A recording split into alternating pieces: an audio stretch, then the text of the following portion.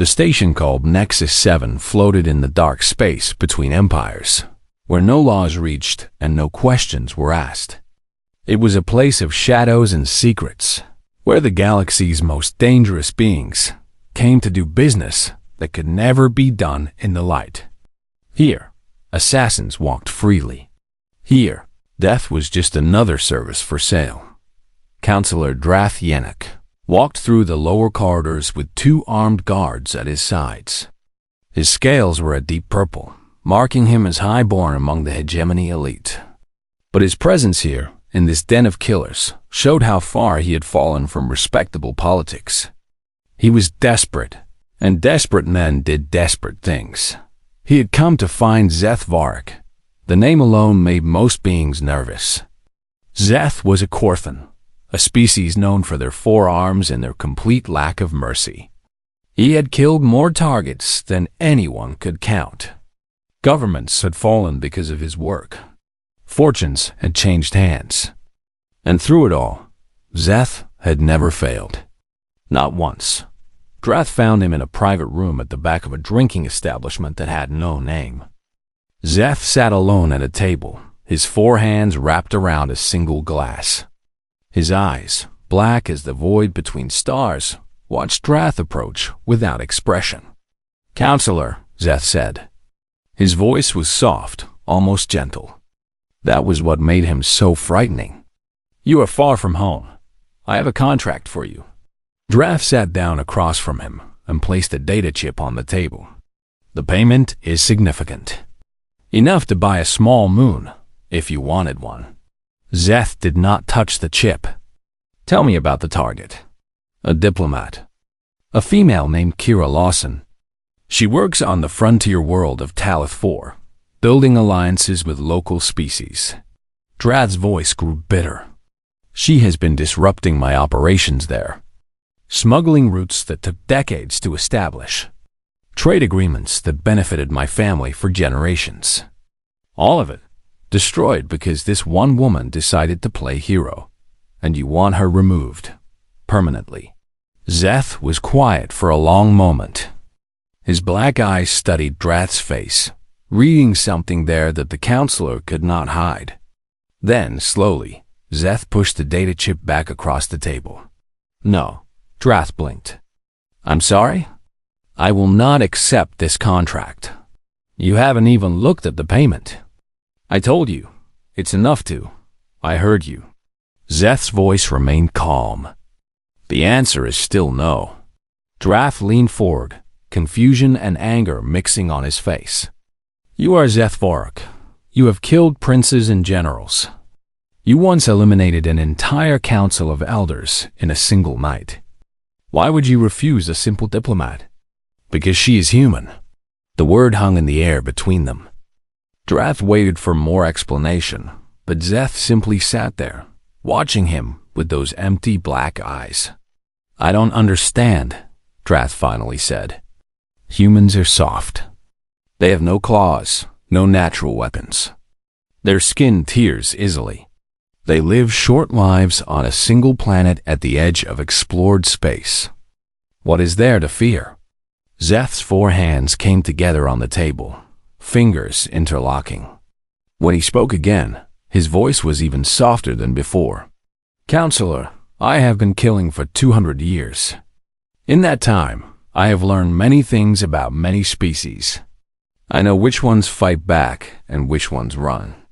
I know which ones die quickly and which ones take time. I know the strong and the weak, the dangerous and the harmless." He paused.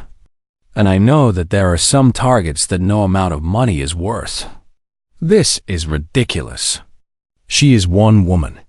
She is one human. That is the problem." Zeth stood up from the table. "Go find someone else, Counselor. There are many assassins on this station. Perhaps one of them is foolish enough to take your contract. But I promise you this, whoever accepts it will regret that choice. If they are lucky, they will only lose their life. If they are unlucky—" He shook his head slowly. "I have seen what happens when humans are given a reason to hunt. It is not something I wish to experience personally. He walked away without another word, leaving Drath alone with his data chip and his confusion. Over the next several hours, Drath approached every assassin guild on the station. He visited the Silent Blade, the Hollow Eye, the Children of the Empty Sun.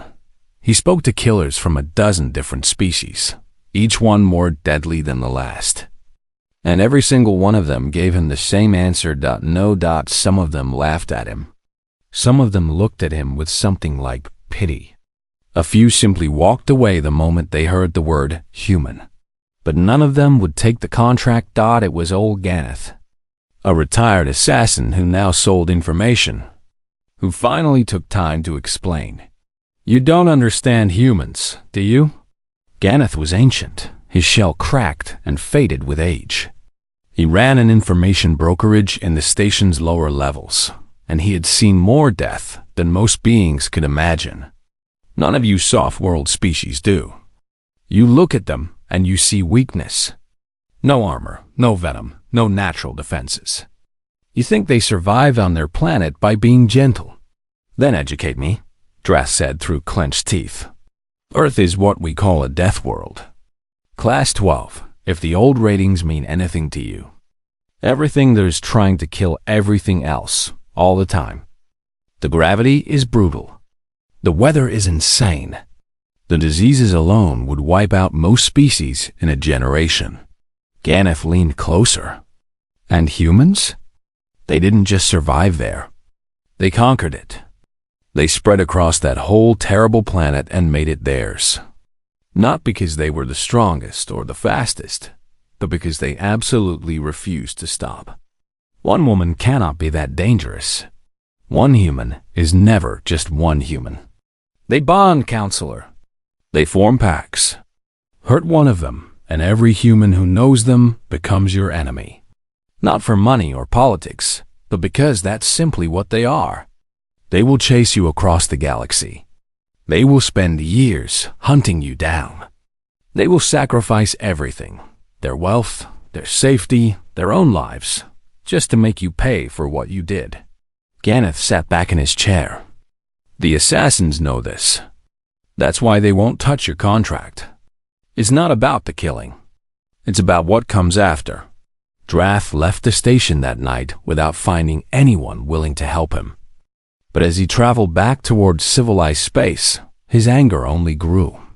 He would find someone. He would make this human diplomat pay for ruining his operations. He did not know that word was already spreading through the darker corners of the galaxy. Whispers passed from ship to ship, station to station. Someone was trying to put a contract on a human. Someone was foolish enough to wake a sleeping predator. And somewhere on Talith 4, Kira Lawson continued her work, unaware of the storm gathering around her. But she was human, one of Earth, shaped by millions of years of survival against impossible odds. Whatever came for her would learn the truth that every assassin already knew. Targeting a human was not a contract. It was a death sentence. Venithus was young, hungry, and convinced that he was the best assassin of his generation. He had earned his reputation quickly, completing contracts that others thought impossible. His species, the Drellians, were built for stealth. Their skin could shift colors to match any background, and their bones were flexible enough to fit through spaces that should have been too small. Ven had used these gifts well, and at only 40 years old.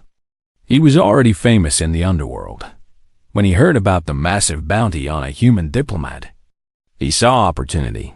He found Counselor Drath through back channels, and accepted the contract before anyone could talk him out of it. The payment was enormous, yes, but that was not why he took the job. Ven wanted to prove something. He had heard the whispers about humans, the warnings passed between older assassins.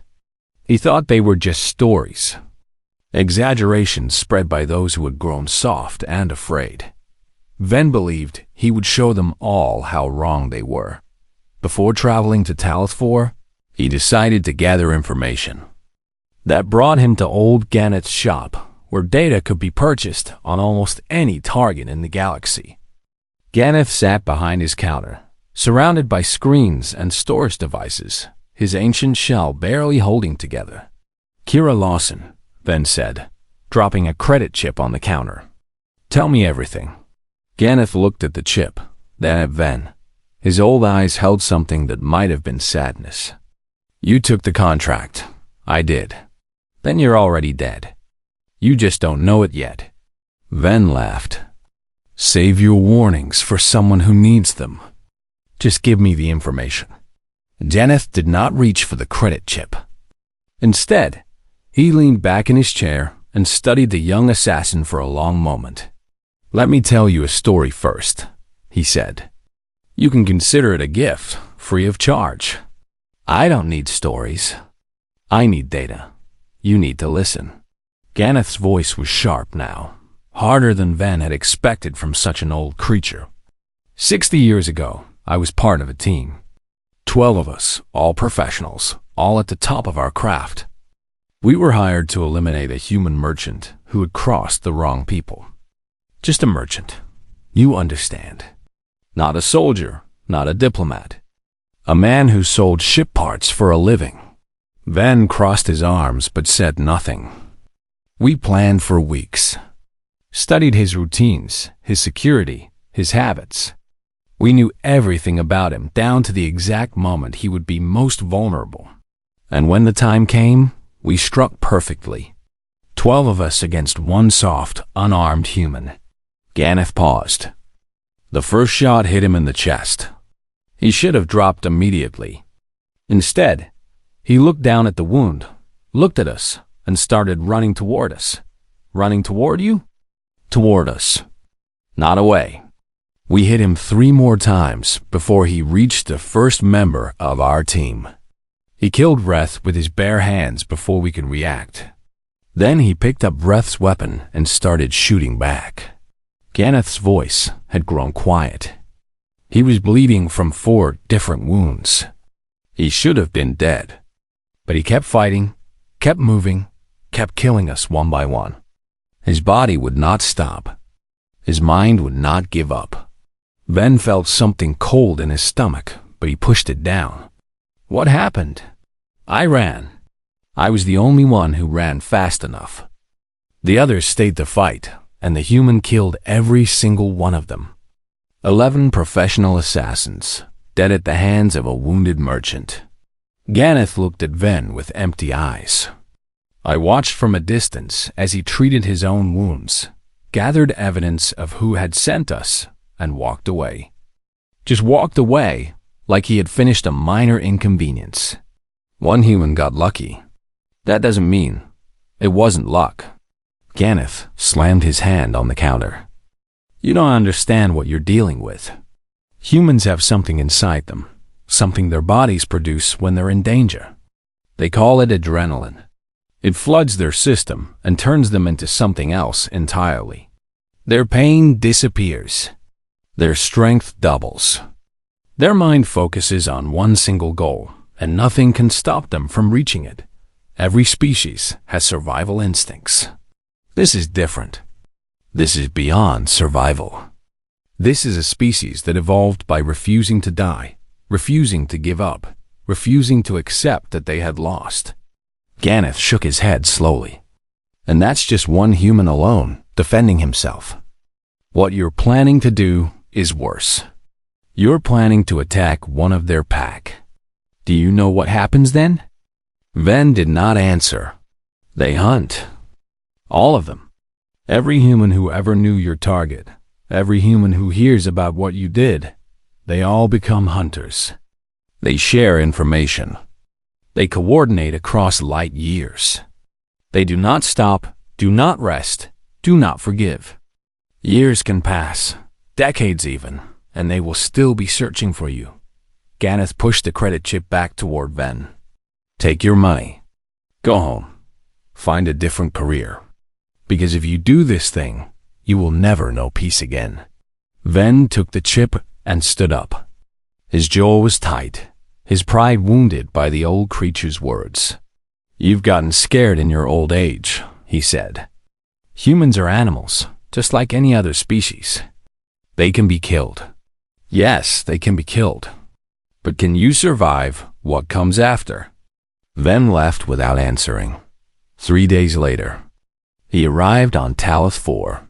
The planet was a frontier world, recently colonized, covered in forests and grasslands that reminded him of training environments from his youth. The main settlement was small, maybe 2,000 beings of various species.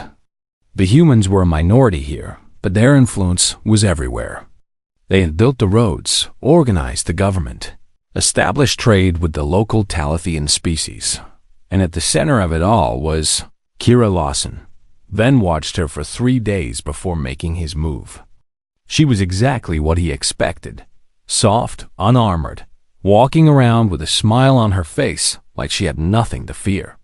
She spent her days in meetings, her evenings with friends, her mornings walking alone through the colony gardens.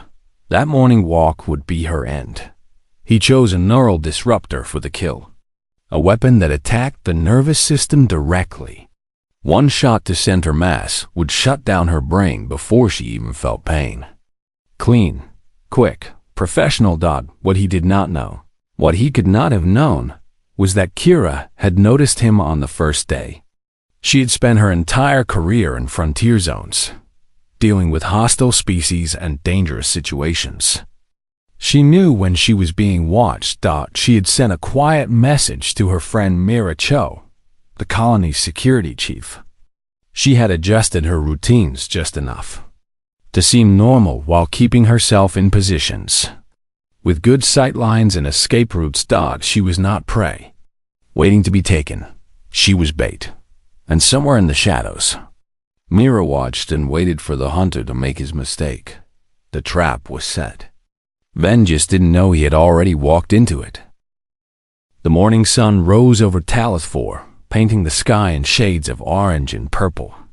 Ven had positioned himself in the branches of a tree that overlooked the colony gardens.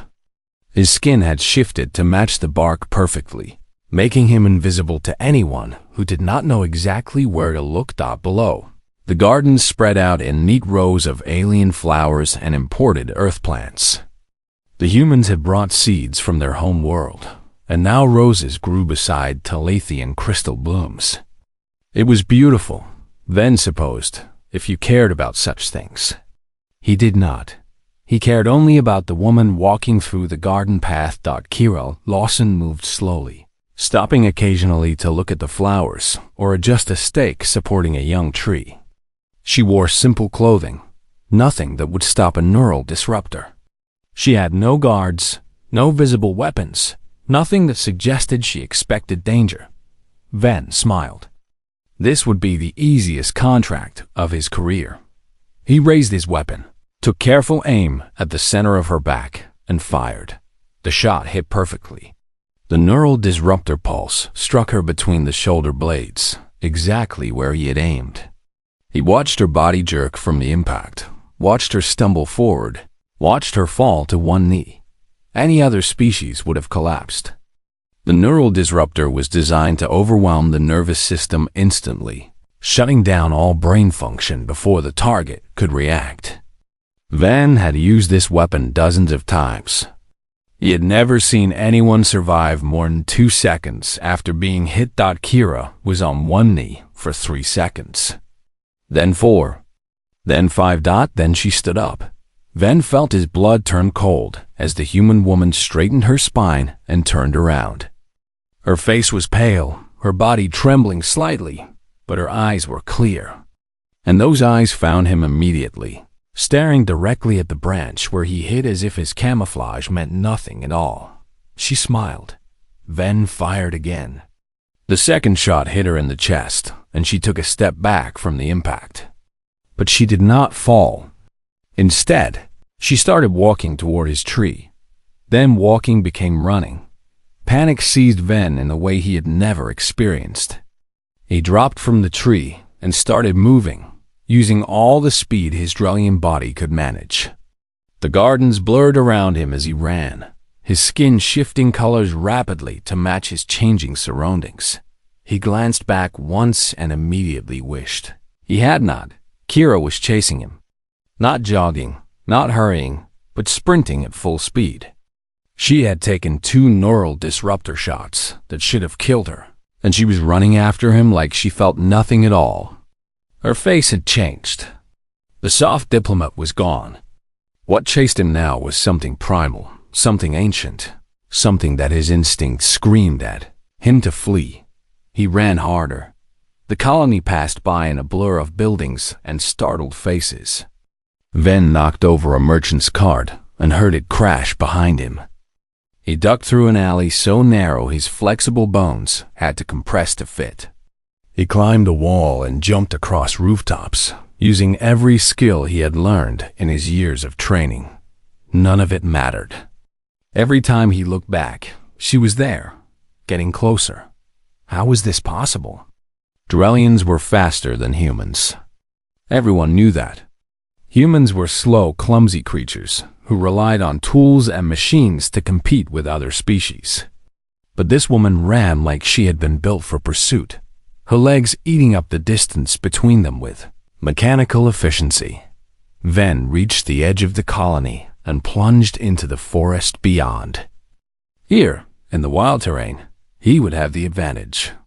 He knew how to disappear in natural environments, how to become one with his surroundings until even sensors could not find him. He climbed a tree and went still, his skin matching the bark perfectly, his breathing slowed to almost nothing. For several minutes, there was only silence.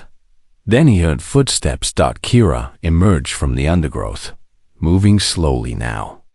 The front of her shirt was stained dark where the disruptor shots had hit. She should have been dead. She should have been in shock at the very least. But she walked with purpose, her head turning slowly as she scanned the forest. "I know you here," she said. Her voice was calm, almost conversational. "I can hear your heartbeat. It's very fast right now. You're scared." Ben pressed himself harder against the tree trunk, willing his heart to slow down. "I've been shot before, you know? Not with a neural disruptor, but with worse. A plasma bolt once, right through my shoulder. I kept fighting for 20 minutes before I let anyone treat it." She paused beneath his tree, looking up. "The human body is an amazing thing. When we're in danger, really in danger, our chemistry changes. Pain becomes just information. Exhaustion becomes just another challenge. Our muscles work harder, our senses get sharper, and our brain focuses on one single thing." She was looking directly at him now. His camouflage was perfect, but somehow she knew. "Right now, my brain is focused on you." Ven broke cover and ran. He did not think, did not plan, just moved. Branches whipped at his face as he crashed through the forest. Behind him, he heard her following, tireless and relentless. He ran for an hour. Then, two. His Drellian body was designed for short bursts of speed, not endurance. His muscles burned. His lungs screamed for air. But every time he slowed, every time he thought he might have lost her, he would hear her footsteps somewhere behind him. She never got tired. She never stopped. This was what old Ganef had tried to warn him about. This was what made humans different. They were not the fastest or the strongest, but they could keep going long after any other species would have collapsed. They were persistence hunters, evolved to chase prey across endless the distances until that prey simply gave up and died. And now he was the prey. Ven finally reached his hidden ship as the second sun was setting. His hands shook as he activated the engines. He could barely stand, could barely think, could barely remember how to operate the simple controls he had used 1,000 times before. As the ship lifted off, he looked down at the forest one last time. Kira stood at the edge of the trees, watching him rise into the sky. She did not wave, did not shout, did not show any emotion at all. She just watched. And somehow, that was the most terrifying thing of all. Ven sent his warning message to every assassin, channel he knew before his ship even left the atmosphere. His hands were still shaking as he typed the words. The stories are true. Do not take contracts on humans. They cannot be killed. And even if you succeed, even if you somehow manage to end their life, they will not stay dead in any way that matters. Their pack will remember. Their pack will hunt. And their pack will find you. He set course for the far side of the galaxy. As far from human space as he could possibly get. It would not be far enough. Back on Talith 4, Kira finally allowed herself to feel the pain. She collapsed against a tree, her body shaking as the adrenaline faded and the damage made itself known. Mira found her there 20 minutes later.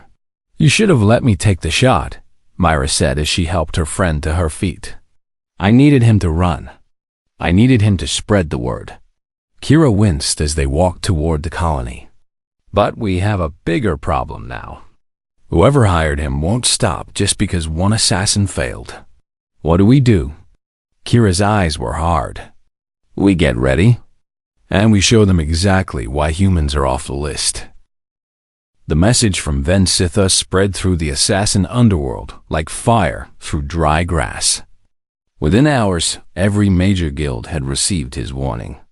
Within days, encrypted copies were being passed between ships and stations across the galaxy. The Circle of Silence called an emergency meeting for the first time in 300 years. The Circle was not one guild, but a coalition of many. A council of representatives from the most feared assassin organizations in known space. They met in a hidden station that existed on no official charts, in a chamber designed specifically for beings who did not trust each other. Zeth Vorak attended as the representative of the Shadow Veil.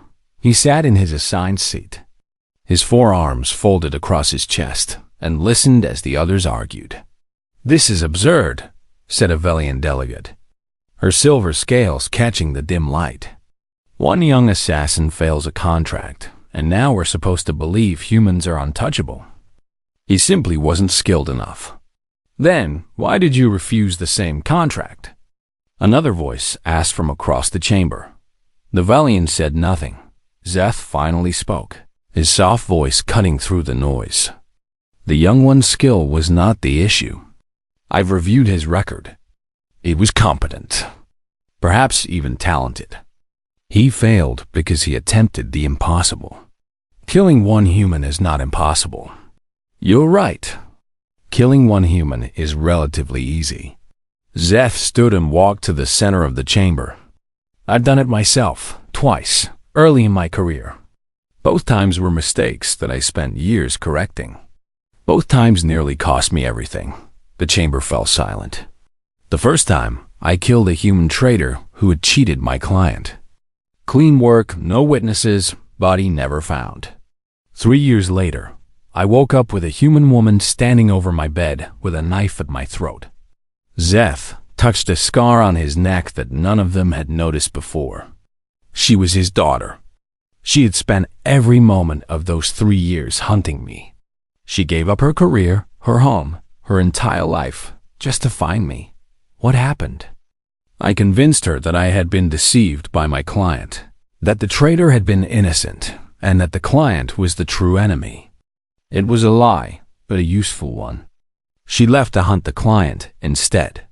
Zeth's black eyes scanned the chamber. That client was the head of a major trading house. He had an army of security, the best that money could buy. She killed him anyway. Took her 2 more years, but she did it. One human's obsession does not. The second time, Zeth continued as if no one had spoken. I killed a human soldier during a territorial conflict. Also clean work. Also no witnesses. 7 years later, a human naval vessel hunted me across 3 star systems. Not one officer seeking revenge. An entire ship. Because that soldier had been popular among his crew, and they decided together that they would find whoever killed him. Zeth returned to his seat. Humans do not forget. They do not forgive. They do not stop. These are not stories invented to frighten children. These are facts confirmed by centuries of observation. Every assassin who has taken a contract on a human has either died or spent the rest of their life running. An old Corthan on the far side of the chamber raised a withered hand. I remember the early days of human expansion into the galaxy. We thought they would be easy prey. Many guilds took many contracts. Within 2 generations, those guilds no longer existed. The discussion continued for hours.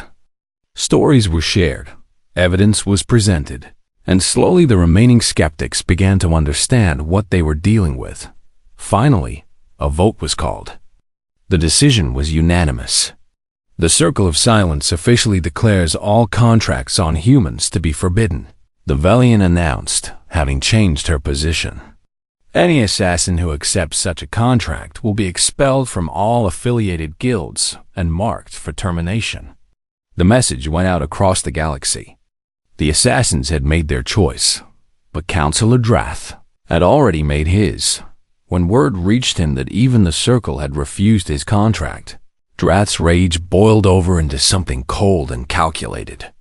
If the professional killers would not do the job, he would handle it himself. He had resources. He had power. He had an entire private military force loyal to his family. He gathered 12 ships and 3,000 soldiers, more than enough to wipe a small frontier colony off the map. He did not care about subtlety anymore. He did not care about consequences. Kira Lawson had ruined his operations, embarrassed him in front of the underworld, and turned his name into a joke. She would pay with everything she had. His fleet set course for Talith 4. On the colony world, Kira had finished healing. The neural disruptor wounds had closed within a week, her human body knitting itself back together with typical efficiency. But she knew the real fight was still coming. Myra brought her the intelligence report while she was working in the garden. 12 ships, 3,000 troops, armed transports and ground assault vehicles. They're not sending another assassin. They're sending an army. Kira read the report without expression. When? 4 days. That's enough time. Kira looked up at her friend. Send the signal. Call in everyone we have. The response was immediate. Commander Danny Vance arrived 2 days later with a small team of military advisors.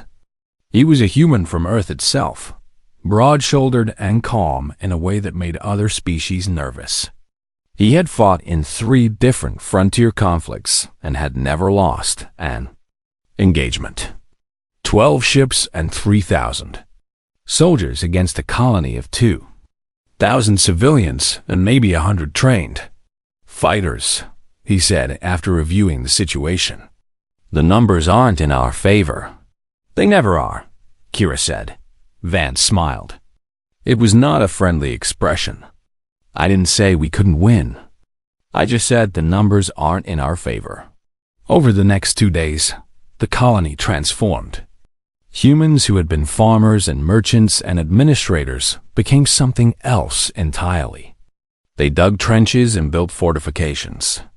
They laid traps in the forest and prepared ambush points along every approach. They calibrated weapons and planned fields of fire. The local Talithian species watched in amazement. They had seen the human colonists as peaceful visitors, perhaps even harmless compared to other galactic species. Now they saw something different. Now they saw a species preparing for war with the focused intensity of beings who had been fighting since before they could walk upright. They seem almost eager for this, Myra observed as she and Kira inspected the defensive preparations. Not eager, Kira said. Resolved. This counselor has decided to threaten my home, my friends, my people. He thinks numbers and firepower will be enough. She checked her weapon with practiced ease. He's never seen what happens when humans decide something belongs to them and someone tries to take it away. The night before the fleet was scheduled to arrive, Vance gathered all the humans in the colony together. 47 adults and 31 children. The children would be evacuated in the morning, hidden in caves that the Talithians had prepared. The adults would stay and fight. Some of you have never been in combat, Vance said. Some of you have never even held a weapon before last week. That's okay, because you have something that no amount of training can teach and no technology can replace. He looked at each of them in turn. You have stubbornness. You have spite. You have the absolute refusal to give up even when every logical calculation says you should. That's what being human means. That's what they don't understand and can never understand about us. Kira stepped forward. Tomorrow, an army comes to destroy our home. They think they're the hunters and we're the prey. They think numbers and weapons will be enough. They're wrong. We're going to show them exactly why the assassins said no. We're going to show them why targeting humans is a death sentence. The colonists did not cheer. They did not need to. The quiet determination in their eyes said everything. Outside, in the darkness between the stars, Drath's fleet moved closer with each passing hour. He sat in his command chair, imagining the terror that his forces would bring to the small colony. He had no idea what was waiting for him. Drath's fleet entered the atmosphere of Talith 4 at dawn. 12 ships descended through the purple sky like metal birds of prey. Drath watched from the command deck of his flagship, satisfaction warming his chest. Below, the small colony looked fragile and exposed, its simple buildings scattered across the landscape like toys waiting to be crushed. Begin landing operations, he ordered. I want ground forces deployed within the hour. The first transport touched down in a clearing a kilometer from the colony's edge. Its ramp lowered, and 30 soldiers of the Hegemony Guard marched out in perfect formation. They wore advanced armor and carried weapons that could level buildings. They were professionals, trained for conquest, equipped for domination. They made it exactly 40 meters before the ground exploded. Beneath them, the humans had buried charges along every likely landing zone. The first transport lost half its soldiers before any of them could fire a shot. The survivors scattered for cover, only to find that the cover itself was part of the trap. Hidden compartments opened and humans emerged, firing at close range where the Hegemony's superior weapons meant nothing. What's happening down there? Drath demanded as reports of chaos flooded his command deck. Ambush, Counselor. The humans were waiting for us. Then land more troops. Overwhelm them. More transports descended. More soldiers poured onto the battlefield. And more of them died. The humans fought like nothing the Hegemony had ever encountered. They appeared from nowhere, struck with devastating precision, and vanished before the soldiers could respond. When cornered, they did not surrender or retreat. They attacked harder, fighting through wounds that would have killed any sensible species. Commander Vance led a team through the eastern forest, systematically destroying Hegemony squads before they could organize. He took a plasma bolt to his left arm halfway through the engagement. He kept fighting, switching his weapon to his right hand without breaking stride. Mira commanded the colony's main defensive line, turning the streets into a maze of overlapping fire zones. When Hegemony forces breached the first barrier, they found themselves trapped in a crossfire from 3 directions. When they retreated, they discovered that the colonists had already closed off their escape route, and Kira was everywhere. She had spent weeks learning every centimeter of the colony and the surrounding terrain. Now she used that knowledge like a weapon, appearing behind enemy lines to disrupt communications, then vanishing before pursuit could begin.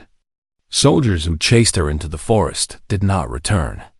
Squads that cornered her in buildings discovered too late that every room had multiple exits and every exit led to another ambush.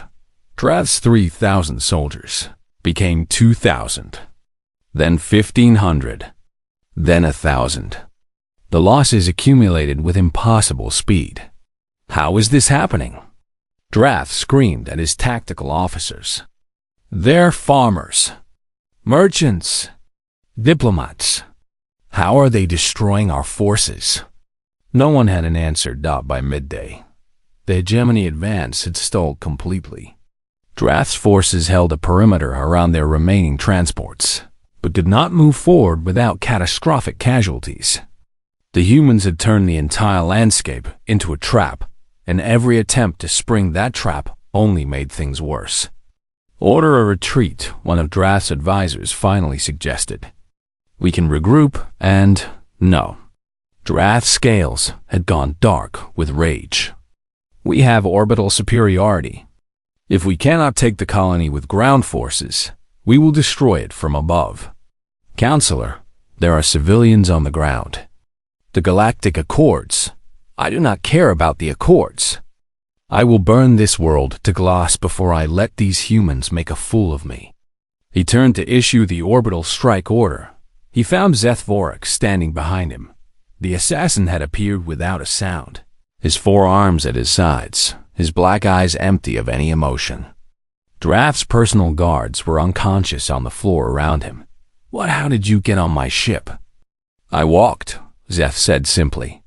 "Your security was distracted by the situation below. They did not expect an attack from within your own fleet. You refused my contract. What do you want?" Zeth stepped closer.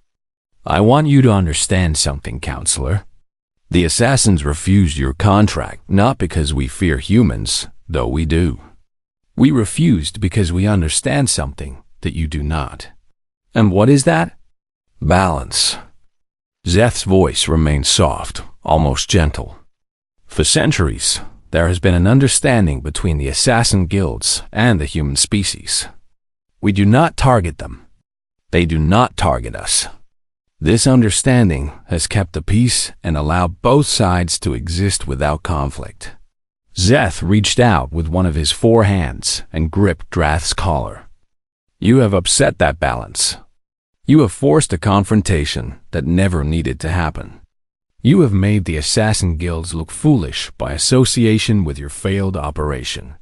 And now you are about to commit an act of genocide that will bring human vengeance down on everyone connected to you, including those of us who refuse to help. Release me. I am a counselor of the hegemony. You are a liability." Zeth's grip tightened. "The Circle of Silence has voted. You are to be terminated, not as a contract, but as pest control. Your death will be blamed on human action during the battle below. Your family will receive your assets, and this matter will be considered closed." "You can't do this." "I have protection. I have." Zeth's other 3 arms moved simultaneously. It was quick and clean, as professional as everything else he did. When it was done, he activated the ship's communication system and broadcast on all hegemony frequencies. "Your leader is dead. Your attack has failed. The humans offer you one opportunity to withdraw.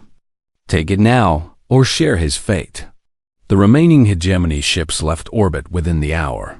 On the ground, the surviving soldiers surrendered to human forces.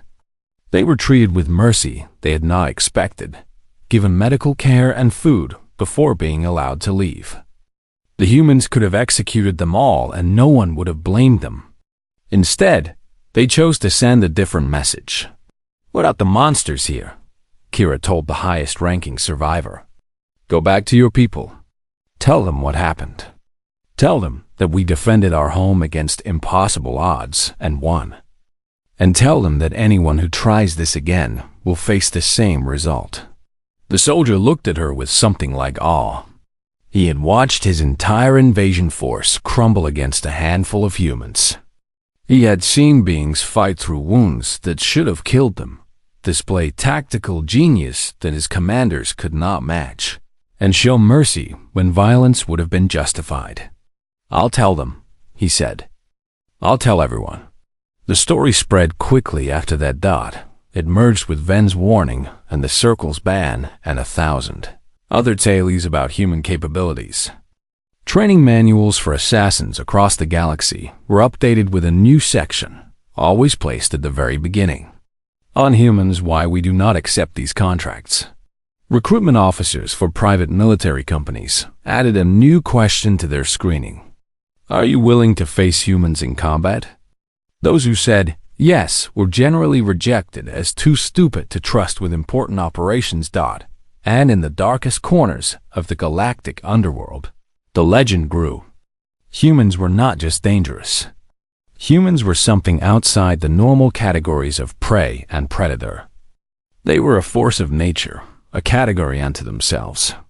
A species that had conquered a death world and carried that victory with them wherever they went.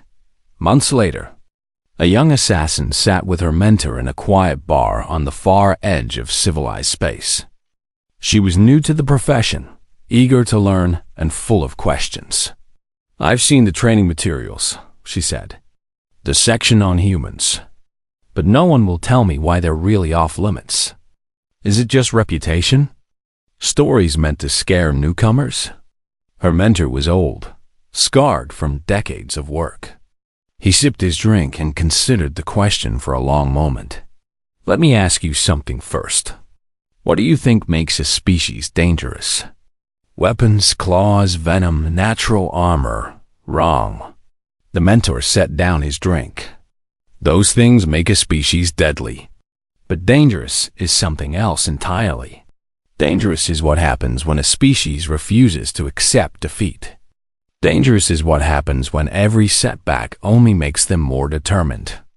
Dangerous is what happens when killing one of them doesn't end the threat, it multiplies it." The young assassin was quiet. "Killing a human is easy," the mentor continued. "Their bodies are soft. They have no natural defenses. Any competent assassin could end one of their lives without much difficulty." He leaned forward. "But surviving what comes after, that's the impossible part. Because humans don't see death as an ending. They see it as a reason to keep fighting. Kill one human, and you've made enemies of every human who ever knew them. Every human who ever heard about them. Every human who simply decides that what you did was wrong. So we just never touch them? Never." The mentor finished his drink and stood to leave. Because targeting a human isn't a contract. It's a death sentence. Maybe not today. Maybe not tomorrow. But eventually, certainly, inevitably. And no amount of money is worth that. He walked away, leaving the young assassin to consider his words. Somewhere across the galaxy, on the frontier world of Talith 4, Kira Lawson walked through her garden in the morning light. The flowers were blooming again, both the alien species and the roses from Earth. The colony was rebuilding, stronger than before. She paused to adjust a stake supporting a young tree, and for just a